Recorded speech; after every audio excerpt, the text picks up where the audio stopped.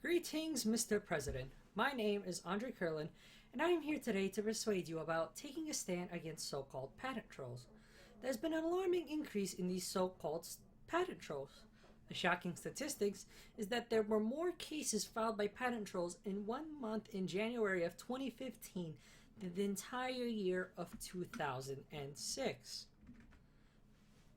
A patent troll, by Google's definition, is, quote, a person or company who enforces patent rights against accused infringers in an attempt to collect licensing fees, but does not manufacture products or supply services based upon the patents. This means there are companies out there and people that are just using these patents, which are supposed to protect themselves offensively, and crippling many startups and many businesses. And they are not doing it for the betterment of themselves in order to protect themselves. Instead, they are doing it to cripple any competition. And that cost is very great. They are crippling America's future because by them attacking people with these patents, they are attacking innovation as it is. Throughout our lives, we use many inventions in our everyday lives, from simple salt shakers to computers and their complex hardware and software. We rely on these things to get by our daily lives one way or another, and some have been absolutely necessary in our modern day civilization. Yet we always, like our forefathers, want to invent new things to make our lives much easier. From man's discovery of fire, we have always sought to innovate these discoveries to make our lives easier. We in the technological age now more than ever seek to broaden our horizons in terms of innovation.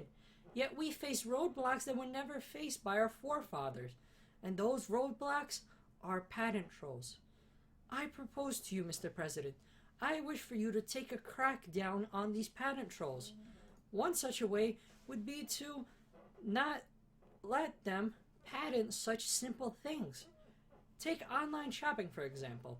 Services that provide goods to millions of people around the world, such as Amazon and eBay. Now, can you imagine going to a store, buying everything that you could possibly ever want, and more, but not being able to buy it because there are no shopping carts? Then I ask you, what would be the point of said stores? There wouldn't be. And this is the problem that is being pertained to by said patent trolls. Take, for example, Newegg versus patent trolls. There is one company called Newegg that was attacked by patent trolls on one thing that they claimed they owned a patent for, which was the online shopping cart of the future. Now, that seems quite ridiculous to me, if you ask me. Can you imagine if one person was able to patent a car, and if you ever made any other cars, you would be sued? That, I believe, is very, very crazy. If Newegg was not able to fight these patent trolls, they would have surely gone down as a company. And this is a company that has millions and millions of dollars to lose.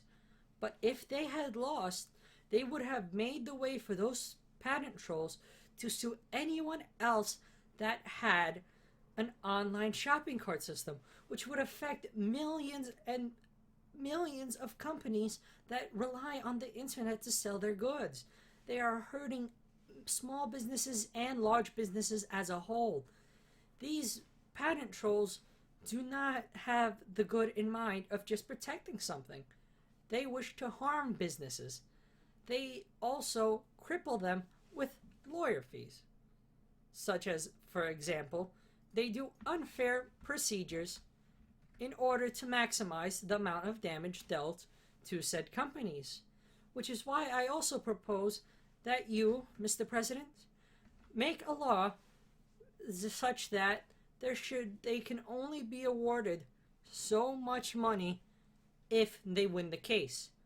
And that should be it.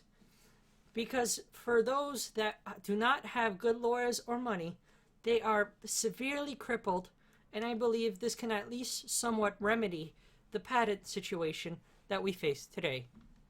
In conclusion, Mr. President, I wish for you to start taking a crackdown on said patent trolls in order to protect America's future. Thank you very much.